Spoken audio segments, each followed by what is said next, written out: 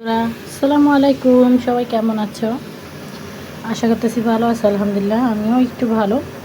তো সারাদিনে কিন্তু একটা ভিডিও ছাড়তে পারি নাই, কারণ আমার এত কানের ব্যথা, বয়সটা দিব সেটা কিন্তু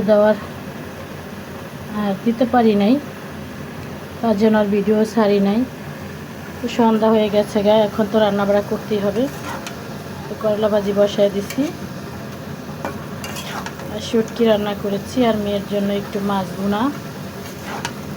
যেহেতু জ্বর এসেছে, করলা ভাজিটা অনেক বেস্ট হবে, তাহলে তোমরাও খেতে পারো। যাদের জ্বর আছে তারা কিন্তু করলা ভাজিটা খেলে মুখে তিতাটা কমে যাবে, আর বিশেষ করে তিতা জিনিস খেলে কিন্তু খুবই উপকার।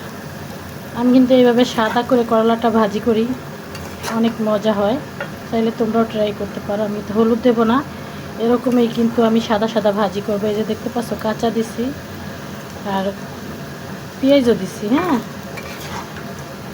এটা এইভাবে কিন্তু সিদ্ধ করে ভেজে নেব। একটুও কিন্তু তিতা লাগবে না। অনেকেই কিন্তু করলা ভাজি তিতার জন্য খেতে পারো না, চাইলে এভাবে ট্রাই করতে পারো, হলুদ ছাড়া সাদা সাদা। এটা আমার কাছে অনেক মজা হয়। কানের ব্যথা রে ভাই, একালে বাপরা খেলাইছে কানের ব্যথায়। তো আজকে ডাক্তারের কাছে গেছি, আলহামদুলিল্লাহ এখন একটু সুস্থ।